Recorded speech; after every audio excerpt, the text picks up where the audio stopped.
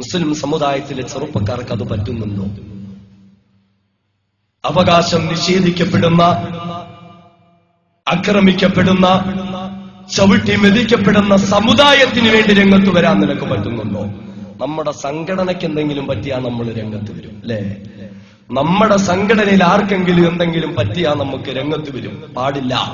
മുസ്ലിം സമുദായത്തിന് വേണ്ടി ഏത് സംഘടനയിലുള്ളവനാണ് എങ്കിലും എന്റെ സമുദായത്തിലുള്ള എന്റെ ഒരു സഹോദരനോ സഹോദരിക്കോ എന്തെങ്കിലും ഒരു അപകടം പറ്റിയാൽ അതെനിക്ക് പറ്റിയ അപകടമാണ്, അവിടെ ഞാൻ എത്തേണ്ടതാണ് എന്നുള്ള യഥാർത്ഥമായ ഒരു ബോധം മുസ്ലിം സമുദായത്തിലെ ചെറുപ്പക്കാരനുണ്ടാകണം. ആ ഒരു ബോധം ആ ചെറുപ്പക്കാരനുണ്ടാകേണ്ടത്. സംഘടന നോക്കേണ്ട, ആശയം നോക്കേണ്ട, നേതാക്കന്മാരെ നോക്കേണ്ട. 2009 നവംബർ 15 കാസർഗോഡ് പുതിയ ബസ് സ്റ്റാൻഡിന് സമീപം തങ്ങളുടെ നേതാക്കന്മാർക്ക് സ്വീകരണമൊരുക്കി വന്ന യൂത്ത് ലീഗ് പ്രവർത്തകനായ ഷഫീഖ് എന്ന സഹോദരന്റെ നേരെ അന്നത്തെ പോലീസ് സൂപ്രണ്ടായിരുന്ന രാംദാസ് തോത്തൻ വെടിയുയർത്ത് നിരപരാധിയായ സഹോദരനെ കൊലപ്പെടുത്തിയെങ്കിൽ അത് നമ്മുടെ പ്രശ്നമായി കാണാൻ നമുക്ക് കഴിയണം. അഷ്കറിനെ വർഗീയവാദികൾ വയറുകീറി കൊലപ്പെടുത്തിയെങ്കിൽ അത് നമ്മുടെ പ്രശ്നമായി നമ്മൾ കാണണം. എന്തിന്?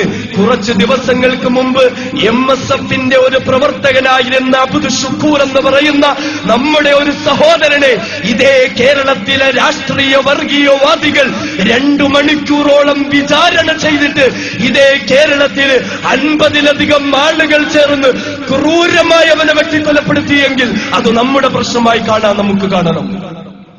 തലശ്ശേരിയിൽ ഫസലുദ്ദീനെയും സൈനുദ്ദീനെയും മുഹമ്മദിനെയും കൊലപ്പെടുത്തിയെങ്കിൽ അത് പോപ്പുലർ ഫ്രണ്ടിന്റെ പ്രശ്നമല്ല, അത് നമ്മുടെ പ്രശ്നമാണ്. പാവപ്പെട്ട ജനവിഭാഗത്തിന്റെ അവകാശത്തിന് വേണ്ടി പോരാടിയ ജമാഅത്തെ ഇസ്ലാമിയുടെ പ്രവർത്തകരെ നടു റോട്ടിലിട്ട് പട്ടികളെ പോലെ തല്ലിച്ചതച്ചുവെങ്കിൽ അത് അവരുടെ പ്രശ്നമല്ല, അത് ഇസ്ലാമിന്റെ പ്രശ്നമാ എന്ന് കാണാൻ നമുക്ക് പറ്റണം. ചെമ്പരിക്കയിലെ കാളിയായിരുന്ന ബഹുമാന്യനായ ആ ഒരു CM ഉസ്താദിനെ ഒരു മലയുടെ മുകളിൽ വെച്ച് കൊലപ്പെടുത്തിയിട്ട് ആ കടലിലേക്ക് വലിച്ചെറിഞ്ഞപ്പോ അത് EK സമസ്തയുടെ പ്രശ്നമെന്ന് തെള്ളിക്കളഞ്ഞില്ലേ? കൊലപ്പെടുത്തപ്പെട്ടതൊരു മുസ്ലിം പണ്ഡിതനാണ്. അതുകൊണ്ടത് സമുദായത്തിന്റെ പ്രശ്നമായി കാണാൻ നമുക്ക് പറ്റണം. നമുക്ക് എന്തുകൊണ്ട് അങ്ങനെ പറ്റുന്നില്ല? അതിന് നമുക്ക് കഴിയണം. PDPയുടെ ചെയർമാൻ അബ്ദുൽ നാസർ മഅദനി അറസ്റ്റ് ചെയ്യപ്പെട്ടുവെങ്കിൽ അതും ഞങ്ങളെ പ്രശ്നമാണ്, അത് PDPയുടെ പ്രശ്നമല്ല, അല്ലെങ്കിൽ അത് പോപ്പുലർ ഫ്രണ്ടിന്റെ മാത്രം പ്രശ്നമല്ല. ഒരു മുസ്ലിമാണോ അതെന്റെ പ്രശ്നമാ, അതെന്റെ പ്രശ്നം. നമുക്കിന്നതൊക്കെ രാഷ്ട്രീയമാ, അല്ലേ? അവകാശങ്ങൾക്ക് വേണ്ടി അടരാടലൊരു രാഷ്ട്രീയ പണിയായി, അത് രാഷ്ട്രീയക്കാരുടെ പണിയാ. ആരാ നമുക്ക് ഈ അബദ്ധമൊക്കെ പറഞ്ഞു തന്നേ? നമ്മളെന്ന് നീതിയുടെ മാർഗത്തിൽ നിന്ന് നമ്മളെ വ്യതിചലിപ്പിക്കാൻ ആരൊക്കെയോ പറഞ്ഞു വരുത്തിയതാ. ഇസ്ലാം വേറെ, രാഷ്ട്രീയം വേറെ.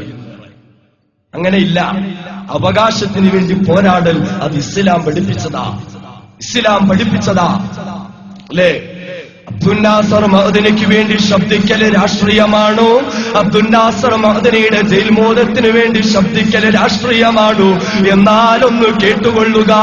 മഹാനായ ഇമാം ബുഖാരി റിവായത്ത് ചെയ്യുന്ന സ്വഹീഹായ ഹദീസ് തന്നെയാണ്. അതിന്റെ സിഹത്ത് നോക്കാൻ ആരും ഇനി അൽബാനിയെ വിളിച്ചുണർത്തണ്ട.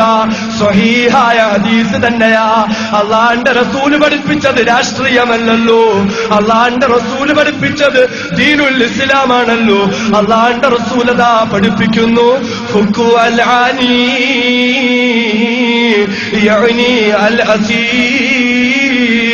മുസ്ലിം സമുദായത്തിൽ നിന്നും അന്യായമായി തടവിൽ പാർപ്പിക്കപ്പെട്ട മനുഷ്യരുണ്ടല്ലോ, നീതി നിഷേധിക്കപ്പെട്ട് കാരാഗ്രഹങ്ങളിൽ അടക്കപ്പെട്ടവരുണ്ടല്ലോ, അവരുടെ അവകാശങ്ങൾക്ക് വേണ്ടി അവരെ മോചിപ്പിക്കാൻ വേണ്ടി മുസ്ലിം സമുദായമേ നിങ്ങൾ രംഗത്ത് വരണമെന്ന് മുഹമ്മദ് മുസ്തഫ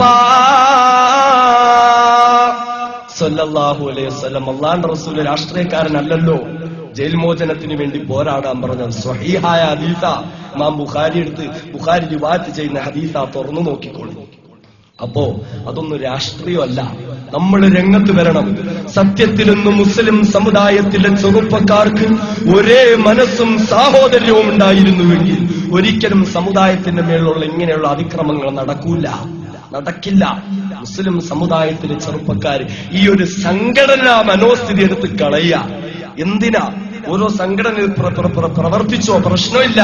ഈ കടിപിടി കൂടിക്കൊണ്ട് സമുദായത്തെ നശിപ്പിക്കുന്ന എന്തിനാ?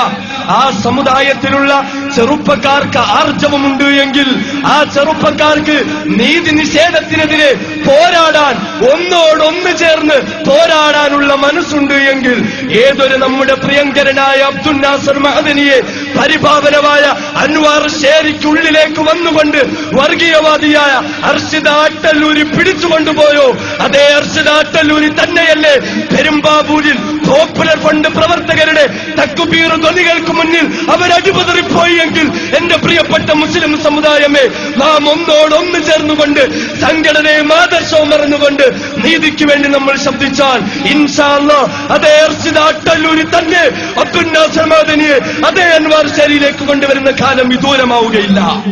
നമുക്ക് ഒന്നു ചേർന്ന് നിൽക്കാനുള്ള ഒരു ആർജവം ഉണ്ടാകണം.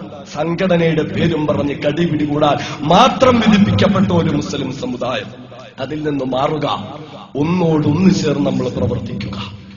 എല്ലാ മുസൽമാന്റെയും പ്രശ്നം അതെന്റെ പ്രശ്നമാണെന്ന് കാണാൻ